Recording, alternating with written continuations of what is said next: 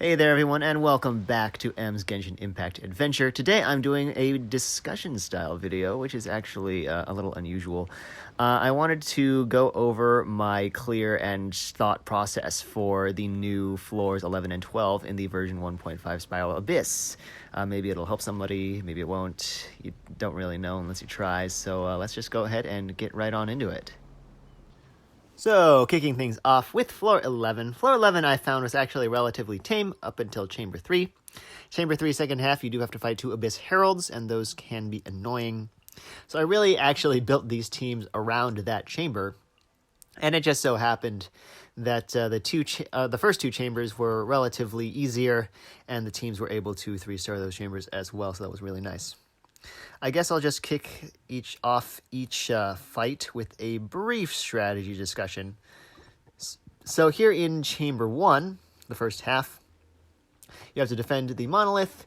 First half has 4 waves of 4 enemies each, all treasure hoarders. And really the name of the game here is to use Hu Tao for burst damage, and, well, Xingqiu to support her, and Sucrose to support the 2 of them with Elemental Mastery bonuses, and with her powerful enemy disruption capabilities. Both her Elemental Skill and Elemental Burst will flip the enemies up into the air, which is really nice. In a lot of cases, it'll actually get enemies who are targeting the monolith to instead retarget to you. Not always, but I have noticed that it does tend to happen. Zhongli is there for shield support. Turns out I didn't really need him. Obviously, Zhongli is Zhongli. He's going to be good no matter what team you put him in. I had to throw out Sucro's Elemental Burst here because she didn't have her skill up. That was kind of annoying. I don't have a way of dispelling Slowing Water on this team. But anyway, as I was saying, I didn't really need Zhongli. It would have been perfectly fine to have probably any cryo character, I think, would have been who I would use if I hadn't been using Zhongli. And that's important for, that would have possibly been important for Chamber 2. But before we get to that, we have the second half of Chamber 1. This one is 2 waves of 4 enemies each. I used a pretty standard Ningguang strategy for this, where I just dropped the Jade Screen in front of the ranged foes, and then just dealt with, actually I guess the Gravedigger is not really a melee foe, but this dude with the, I think it's an ore. It looks like an ore to me, I don't know. It's probably not. It probably actually is a legitimate weapon of some flavor, but it looks like an ore, so I'm just going to call it an ore. But basically I was able to do that, to take care of them while the other 2 were stuck behind the Jade Screen. And unfortunately the Jade Screen does go down. It does have a expiration. It does expire. It just takes a while for it to do so.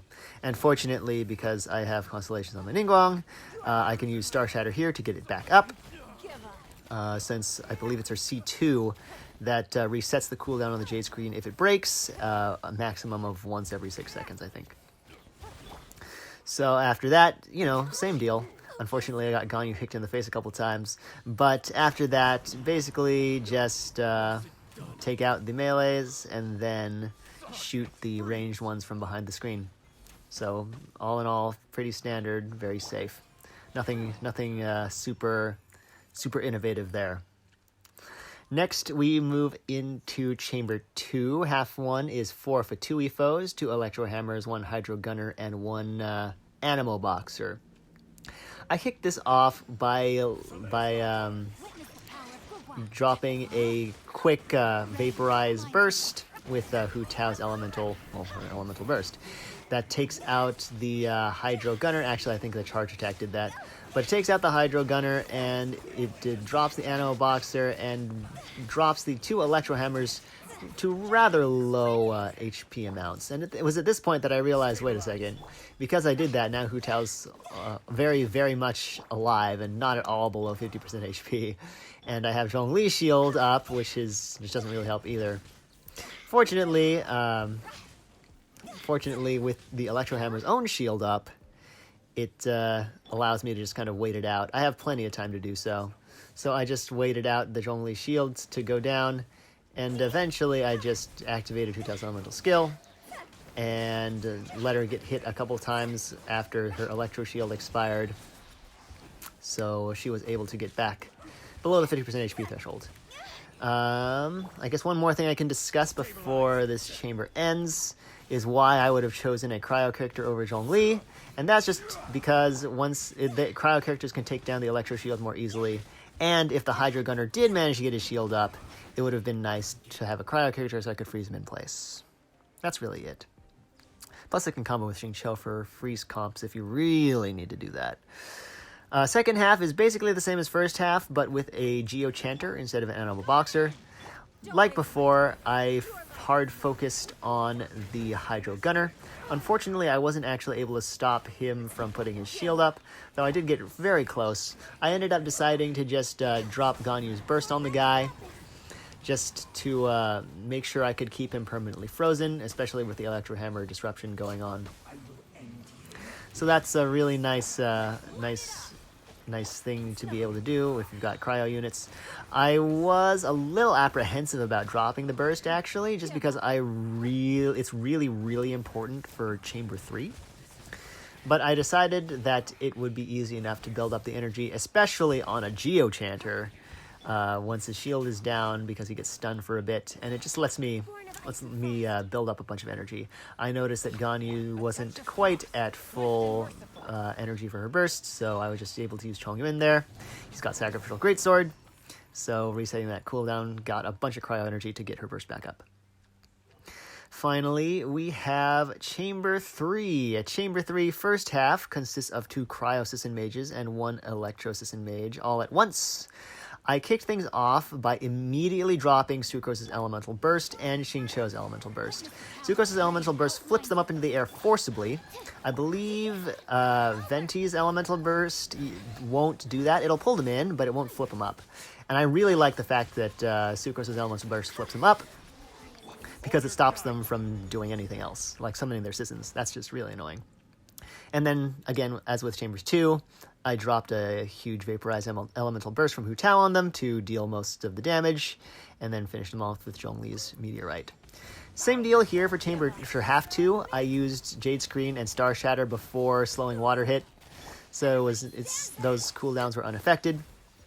It's pretty nice to do that. I guess I technically didn't need to do that for first half, just because I took them out so quickly, but it just, matter of good practice, I suppose. So the 2 Abyss Heralds, as you are probably aware, they do have 2 phases. There is the regular phase, where you take down their health bars, and then their second phase, the shield phase, where you have to take down their Hydro Shields. And that is why I have brought 2 characters, including 1 level 20 Chongyun. Because once they get their Hydro Shields up, you can just keep them permanently frozen. Unfortunately, I let poor Ganyu take a bunch of damage there from his Hydro Explosion thing when he goes into his shield mode initially. But yeah, as you can see, I just dropped a bunch of cryo stuff on the foes to take down a bit of their shield. And it's especially nice to keep the Abyss Heralds frozen, because they have that move that one guy's doing now. I think it's Abyssal Roar is what he shouts before he starts it up, where he just kind of starts spinning across the room, and it's really hard to hit him, and it's just annoying. So being able to freeze them is really useful. In fact, I think I saw a clear on YouTube that the comp was literally just 4 cryo users. Just kept them frozen forever, bullied the heck out of them. Unfortunately, Ningguang fell there, but it didn't really matter, just because at this point, a shield phase, you don't really need her. It's mostly the cryo stuff, so I was able to actually finish them off with the level 20 Chongyun. So that was a pretty interesting thing there. So, on to floor 12. Floor 12, the most annoying chambers are actually, in my opinion, chambers 2 and 3. Chamber 1, in my mind, isn't so bad. Each chamber is 1 Geo Vishap and 2 Whopper Flowers, which I think is just cleanly easier than 2 Geo Vishaps.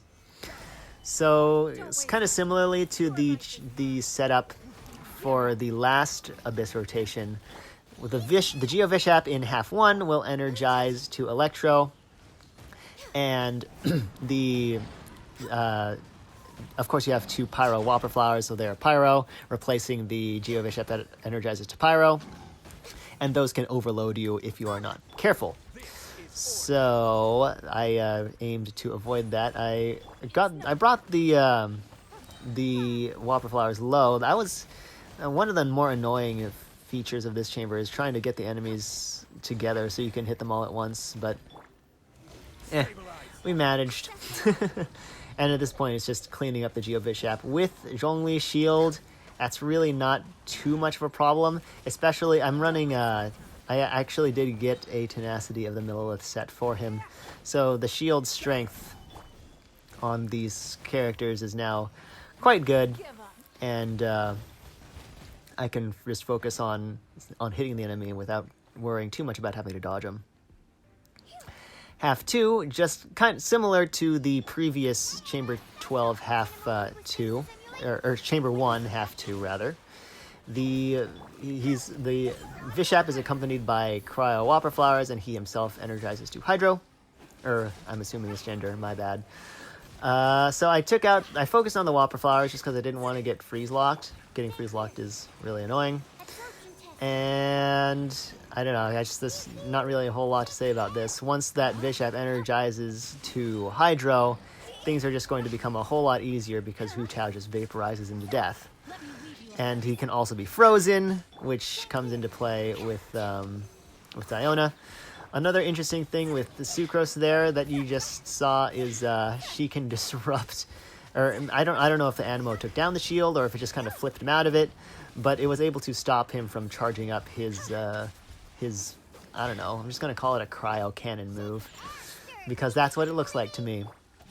So again, I just building up energy for Chamber 2, but otherwise, with the Bishop energized to Hydro, Hu Tao can just vaporize him until the end of time. Well, vaporize him until her her elemental skill duration ends. Half 2 is just a bunch of treasure hoarders. I immediately kick things off by turning to the right and dropping Planet Befall, because that is where a treasure hoarder and 2 Sissons will spawn. The Sissons are especially annoying here just because they're so hard to hit. It's not that big of a deal with Ningguang on the team, just because her Geo attacks will home in on the enemies. Well, her normal attacks and her Star Jades will. The actual charge attacks that can be a little weird. They don't have great turn radius, or I don't know if that's the right term, but they don't turn very well. Basically, is what I'm getting at. So half 2. So sorry, I should have specified. There's 2 waves of 8 enemies each. I kicked off the second wave the same way as I did with the first, just dropping Planet Befall. And in the first wave, I used Ganyu's Burst to help drop the Electro buff from the enemies. However, I wanted to save her Elemental Burst for Chamber 3. I don't think I actually needed to, but just in case, I actually held it for the second wave of foes. So I could save that for Chamber 3, even though I didn't actually end up using it until the second phase of the battle, and we'll discuss that once we actually get to Chamber 3. But for Chamber 2, the second half is really annoying. Hydro and Pyro Abyss Mages and Hydro Mimics. I froze the enemies there to give the ducks some time to approach, and that allowed me to hit all the squirrels and the ducks with Hu Tao's Elemental Burst. This is probably my second most inconsistent chamber on floor 12. I find that the squirrels, that since they don't go down in a single elemental burst from Hu Tao, that their disrupt capabilities can make things troublesome for me, because they can like knock me into the bubbles that the Abyss Mage spawns, and then getting out of those bubbles will sometimes there will be a board charging at me at that moment, and it'll just knock me into another bubble, and it's this really annoying chain of getting knocked into bubbles and being stun locked into death. And that is really annoying. But when that doesn't happen, it's nice. I ran Diona, 1 for heals, just because the enemies here damage you so quickly, but also to help freeze these Hydro Mimics. The second wave of foes here is the Pyro Abyss Mage, 2 crabs and 3 cranes. I actually prefer to go after the cranes first, just because I don't want to have to deal with them sending in their water hydro waves from forever and ever away. But since I think you're probably more likely to be closer to the crabs and the Abyss Mage, it's probably better to go after them first. I just choose not to. All right, so Chamber 3. Half 1 is where you fight 2 Abyss Lectors simultaneously. They will just kind of stand there and throw stuff at you if you let them, so I like to kick things off by running off to the right. That will make the one on the left want to kind of float towards you as he attacks, and it'll just group them up pretty nicely.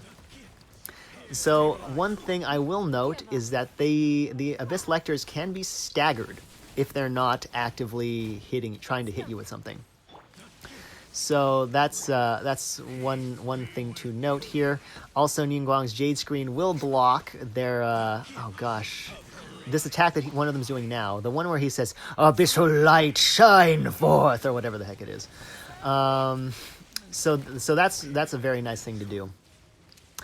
I also found that because they can be staggered, and I use Ningguang as my main damaging character here, that can be disadvantageous to me, just because her attacks can hit at all sorts of angles.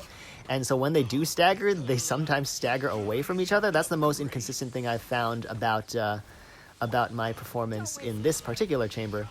And I actually did, as an experiment, try running Noelle instead of Zhongli here. And I found that one thing that Noelle can do is if they do get staggered away from each other, or if they just didn't group up the way you wanted them to, when you use Noelle's Elemental Burst, you can kind of just attack them and force them into each other, and that helps group them up. So, for the shield phase, what I do is I save my Elemental Burst. That's why I have Xiangling here, honestly.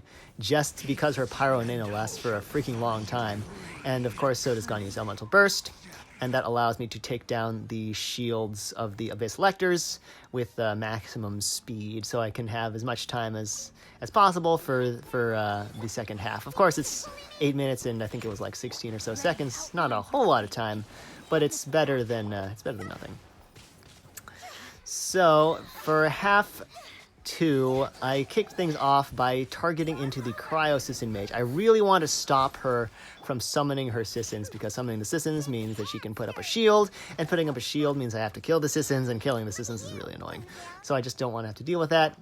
I really try to take advantage of immunity frames from Elemental Bursts here as much as I possibly can. And of course, between Sucrose, Diona, and Xingqiu, it's possible to get a lot of freeze uptime on the enemies, which is really nice.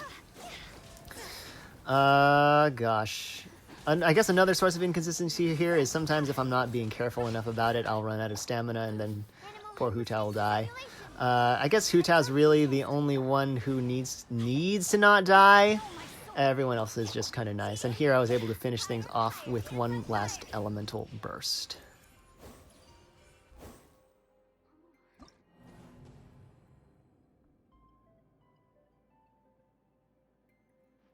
And that's it for the Abyss run. I'm going to go ahead and do a quick character showcase while I do the conclusion. Yeah, I hope you were able to pull some tips out of that if that's what you came here looking for. Although I do acknowledge that a lot of what I did was probably relatively character specific. I was pleasantly surprised by the utility of Chongyun in floor 11 at chamber 3. I see him as also being useful in floor 12 chamber 3, just because he'll enable you to hit the Abyss Lector shields with a lot of cryo damage. I might actually build him up. I haven't decided yet. He wasn't even on my radar previously, but he made it there just with this Abyss rotation. That was pretty interesting. So we'll see where that goes. I'm always looking for ways to improve my consistency. I can 9-star floor 12, obviously, but the consistency factor is not quite where I want it to be, so we'll see where that goes. Anyway, if you have your own tips and or comments on the Abyss, please feel free to leave those in the comment section below. I would love to read them, see your thoughts, and that's all I have for you this video. So thank you so much for watching, and I will catch you next time.